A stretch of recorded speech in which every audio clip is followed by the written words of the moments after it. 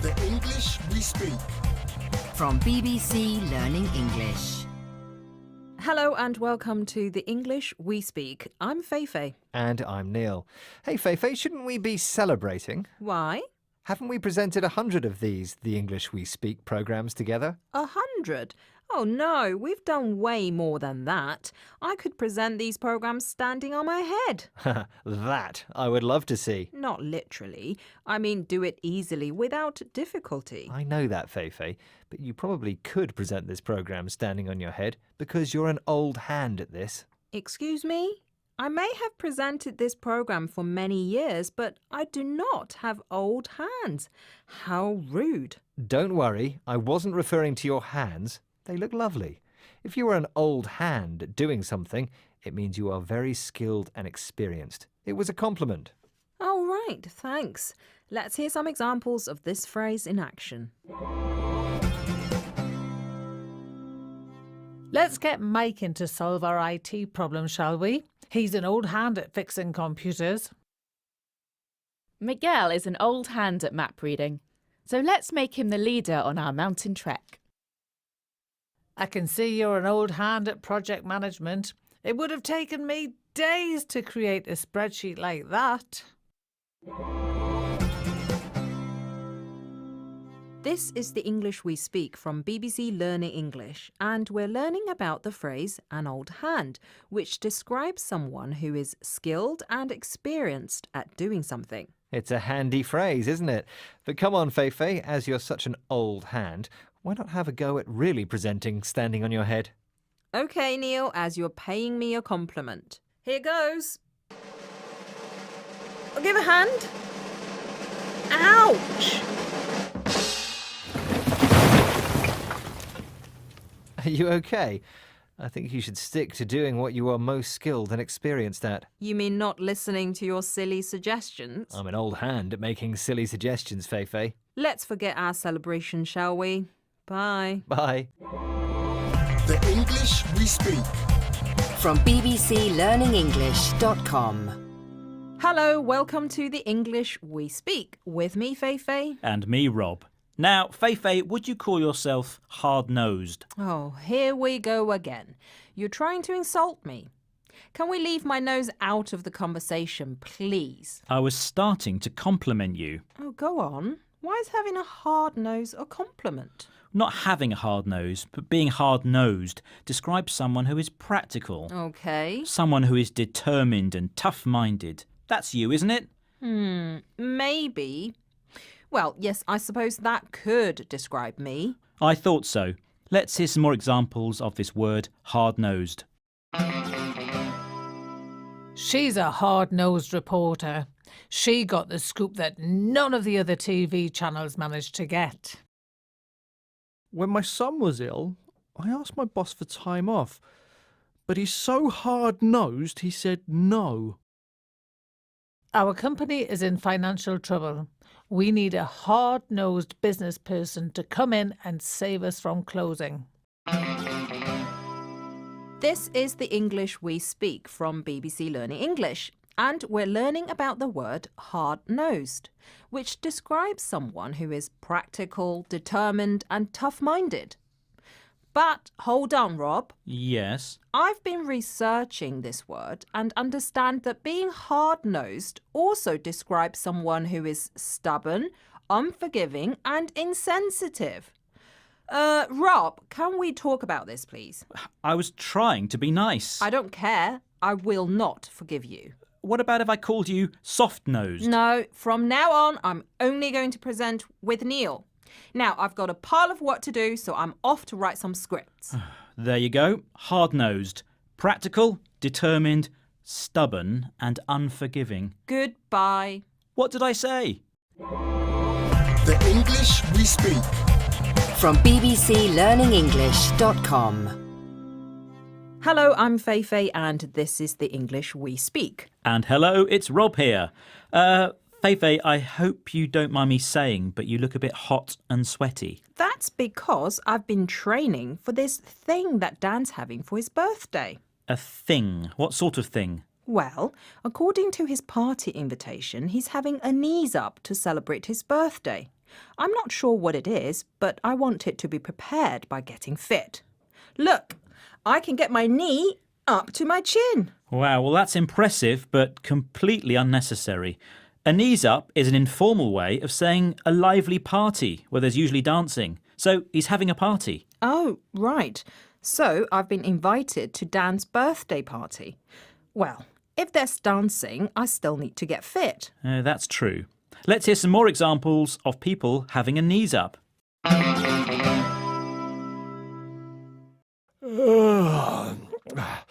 Sorry, I'm a bit sleepy today. We had a big knees up last night. It was great. We're planning a knees up for Dad's 70th birthday. I hope you can come. Now our exams have finished, let's have a knees up at my house tonight. So, a knees up is a lively party or gathering to celebrate something. This is going to be fun. Oh, yes, there'll be dancing, Good. eating and drinking, Perfect. and lots of celebrating. But this knees up will be missing one thing. Oh, yes, what's that? Me. I won't be coming. I haven't got time. I'm up to my knees in paperwork. Up to your knees in paperwork. You mean you've got too much work to do? Come on, Rob. Be honest. You haven't been invited. Well, yes. I can't dance anyway. I've got a bad knee. Excuses. I'll let you know how it goes. Bye. Bye. The English we speak. From BBC Learning English. Hello and welcome to the English We Speak. With me, Fei. And me, Roy. We may sound a little different. That's because we're not able to record in our normal studios during the coronavirus outbreak. In this program, we have an expression that is used to describe the minimum number of people that are required to run a business. Speaking of which, there are not many people working in the train stations today. No, you're right. It's because of the strikes on the trains. Ah, so that's why it was hard to get a train this morning. The train companies decided to run the trains on a skeleton crew. What? Skeletons driving the trains? Is this some kind of ghost story? I think I'll walk home. No, Roy. Skeleton crew refers to the minimum number of people needed to run a business or an organisation. Ah, oh, yes. And it's usually in times of crisis or during an emergency, for example the coronavirus, that people run businesses with a skeleton crew. Exactly. Let's listen to these examples. Due to the financial problems of the company, the office will be run with a skeleton crew for the foreseeable future. The COVID-19 emergency means that we will run the buses with a skeleton crew until further notice. A skeleton crew will be needed to keep the park open over the winter months. This is the English We Speak from BBC Learning English, and we're talking about the expression skeleton crew, which is used to talk about the minimum number of people needed to run a business or an organisation. I love the expression skeleton crew. It makes me think of a pirate ship run by skeletons. We can also use the words skeleton staff with the same meaning. Well, one good thing when there's a skeleton staff at work is there's no queue for the cafeteria. Trust you to think about food. Well, I'm just glad there aren't real skeletons working at the BBC. That's just in horror stories. Exactly, you don't need to worry about skeletons walking around. They're not real. It's vampires you need to worry about. Ha ha ha. What? Bye, Roy. Bye, Fei. The English we speak. From bbclearningenglish.com. Hello and welcome to the English We Speak. I'm Fei. And I'm Rob. Hello. In this programme, as you know, we like to add a little humour while teaching our phrases. Yes, usually it involves a misunderstanding. For example, we often pretend that one of the presenters doesn't understand the phrase. Yes, they take it too literally. They only understand its word-for-word meaning. But with this phrase, that would just be too horrible. And disgusting. And not to mention, physically impossible. So let's not go there. Today's phrase is eat your heart out. Scary, huh? Thankfully, it has nothing to do with eating an important part of your body. It's an unusual expression. When people say it, they often follow it with the name of a famous or successful person that they want to be compared to. But why? It's easiest to explain with an example. Imagine you're painting a picture. When you finish, you say, "Eat your heart out, Picasso." And what you're saying is that your painting is better than Picasso's. But because Picasso was a true master, and your own work is probably not at the same level, most likely you would be saying this as a joke. And that's how people often use it, as a joke. After doing something impressive, they say, "Eat your heart out," followed by someone who is famous for doing that thing. For example, after cooking a fantastic meal, they might say, "Eat your heart out," and the name of a celebrity chef, even if they don't think their cooking is better than the chef's. It's almost like a fun way of expressing pride in your work without sounding too arrogant. I think it's best if we hear a few more examples. What a goal! How did you score that? Not bad, eh? Eat your heart out, Ronaldo. I've been practicing all month and I think I'm getting pretty good. Want to hear me sing? Okay, here goes. Eat your heart out, Beyonce. Ah! Would you mind helping me lift this table? No problem, I'll do it. Eat your heart out, Hulk. Oh, it's just a table. You're not an Avenger. This is the English we speak from BBC Learning English. So there we are, humorously comparing someone's football skills to Ronaldo's, their singing ability to Beyonce's, and their strength to Hulk from the movies. And we've resisted all temptation to create a situation where we ask Feifei to actually eat a heart. Thank goodness. I really don't feel hungry in any case. Neither do I. Bye. The English we speak. From bbclearningenglish.com. Hi. Neil, Yeah? what are you doing? Oh, I'm just standing here. Actually, I can't remember why I came in here. You seem miles away. We're in the studio and we're about to record an episode of the English we speak. Ah, of course we are. Sorry. I had a brain fade there. Anyway, let's get on with the program. And the phrase we're going to teach is brain fade. Imagine that. Well, let's explain it. Brain fade is a slang term meaning a short period when you can't think clearly or remember things. For example, when you walk into a room and forget why you went there. That's a brain fade. Never happens to me. And how about this? When you can't remember where you put your keys. Ah, yes, I do know that one. Now you mention it, where are they? We often use it with have, to have a brain fade. Let's hear a few more examples of this phrase in context. I saw an old colleague on the street last week, completely forgot her name. A serious case of brain fade. Really embarrassing. I'm sure I did terribly in the exam. I had a major brain fade. I hate doing job interviews. It's not that the questions are difficult. I just get brain fade as soon as I walk into the room. Can't even remember my own name. You're listening to the English we speak from BBC Learning English. The expression we're looking at in this program is brain fade.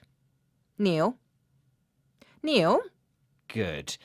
Give me a second. What now? I took my glasses off while we were listening to those examples, and you know, I can't see them anywhere. Neil, Yes? they're on your head.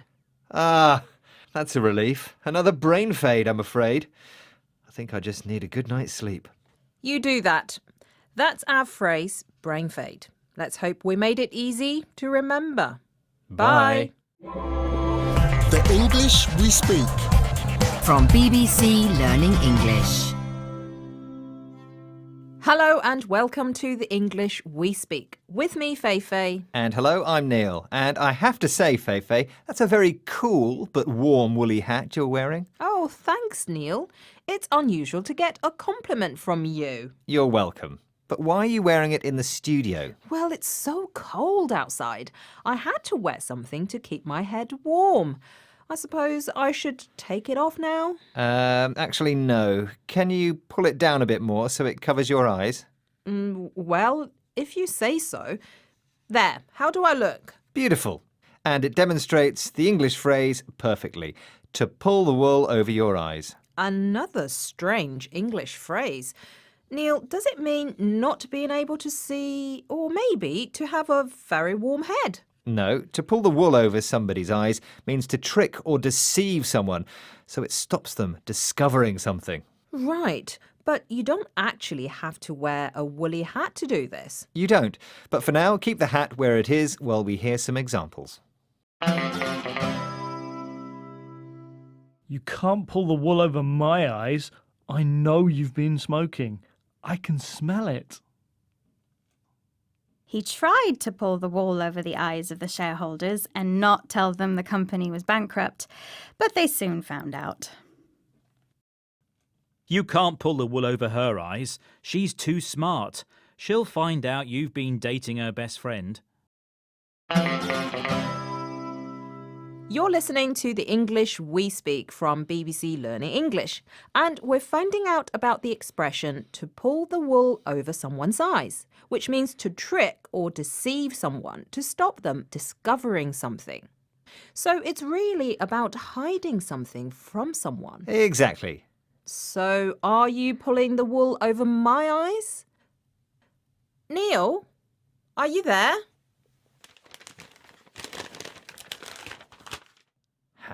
She'll never know I've taken the biscuits from her handbag.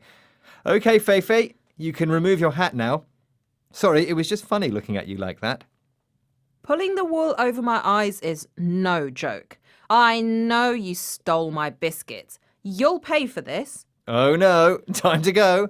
Bye. Neil, come back. The English we speak. From bbclearningenglish.com. Hello and welcome to the English we speak. I'm Feifei and... Oh, excuse me, please. Rob, can we have your attention, please? All right then. Hello, I'm Rob. Rob, could you take your feet off the table, please? All right then. There you go. Feifei, do I have to present this programme today? Why? What's wrong? Well, I've done so much work already, and according to my watch, I should be having a coffee break now. Really? Rob's being lazy because he was out late last night. Rob, there is a phrase to describe your condition. Oh yes, overworked, energetic? No, the opposite. It's bone idle. Literally, you're idle right through to your bones. In other words, you're very lazy. It's a great phrase, Feifei, but that doesn't describe me. Look, I've just moved my little finger. Haha, I think we had better hear some more examples while you move the rest of your body. The doctor has told my brother to do more exercise, but he won't do it. He's bone idle. You are bone idle. You've been at home all day and you're still in your pyjamas. My boyfriend's bone idle. He won't even get off the sofa to answer the phone. So the phrase bone idle means very lazy, like Rob. Hey Rob, I hear it's Dan's birthday today and he's brought a cake in for us all to share. Cake? Oh, I love cake. Great. Come on, let's go and get some before it's all eaten. You're moving now, but you're not going anywhere until you've finished this programme. Come on then, tell me what to say. Just read this script. Right. OK, let me see. Hold on. The script says that you're about to say it's not Dan's birthday, it's a joke. Sorry, Rob, it is a joke. But it did stop you from being bone idle. Right, that's it. I'm not going to do any more work for the rest of the day. No change there. Rob, I've got a new name for you. Oh, yes, what's that? Lazy Bones. Oh, you're cruel. Bye. Bye-bye. The English we speak. From BBC Learning English. Hello, this is the English we speak. I'm Feifei. And hello, I'm Rob. You're looking a bit angry, Rob. Yes, I am. I'm really angry. I've just heard some bad news. Oh no, what's happened? Well, it's the cafe I go to. They've decided to become a vegan cafe. No more meat. Where am I going to buy my bacon sandwich from now? There could be worse things to get angry about. Really? I don't think so. I'm going to fight tooth and nail to get them to change their mind. Oh, that sounds painful. Protesting with your teeth and nails. Of course not, Feifei. When you fight tooth and nail for something, you use a lot of effort and determination to get something you want. You can also do it to stop something happening too. But it's an odd phrase, Rob. Yes, it's a very old English phrase and basically means to use everything you have available to get the outcome you want. Even your teeth and nails. Well, let's hear some examples of people fighting tooth and nail. We're going to fight tooth and nail to stop them building a new motorway going right past our house. After fighting tooth and nail, I finally managed to get the pay rise I felt I deserved. My football team needs to fight tooth and nail to stay in the top division. They have to win today's match. You're listening to the English we speak from BBC Learning English, and we're talking about the phrase to fight tooth and nail, which means to use all your efforts and determination to get something you want or to stop something from happening. And Rob, that's what you're going to do to stop your favourite cafe from serving vegan food. Not exactly. They can sell vegan food, but I want them to carry on selling bacon sandwiches. I love them. That's what I'm fighting tooth and nail for. Yes, I know. Well, it can't be a vegan cafe if it sells bacon. Right, well, I'm going to organise a petition to get bacon back. Do you want to sign it? No, I don't. But Rob, have you seen this leaflet I was given? It says 50% off all vegan food this week. And guess what? It's at your favourite cafe. 50% discount, you say? Maybe I should try some vegan food. Yes, try a beetroot hummus sandwich. Far healthier and less fattening, Rob. Thanks. I will. Bye. Goodbye. The English we speak. From bbclearningenglish.com.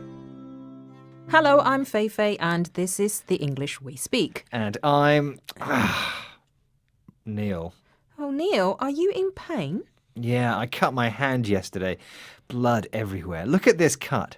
Yuck, that's horrible. So tell me how it happened. Well, my shower has been leaking for ages. I'm not good at fixing things, so I got this plumber in to fix it. I found his details on the internet. Dodgy plumbers. Got a leak. We'll make you pay for it. That doesn't sound like a very reputable plumber. Well, he wasn't. He bled me dry. What? You mean he attacked you and that's how you cut your hand? Oh, Neil, you need to tell the police. Don't panic, Feifei.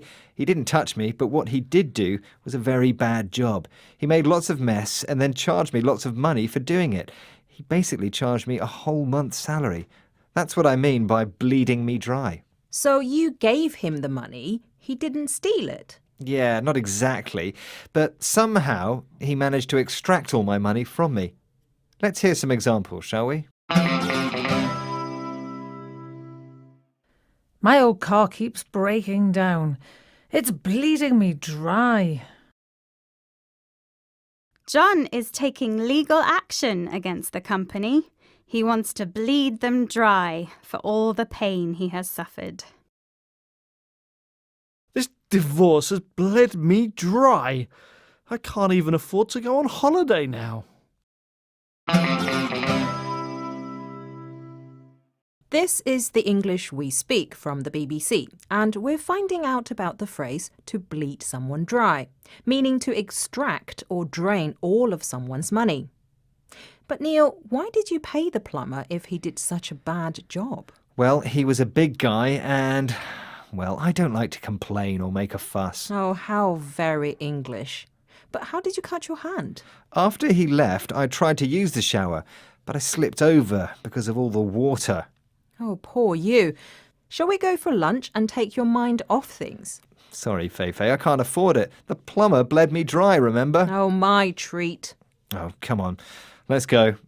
See ya. Bye.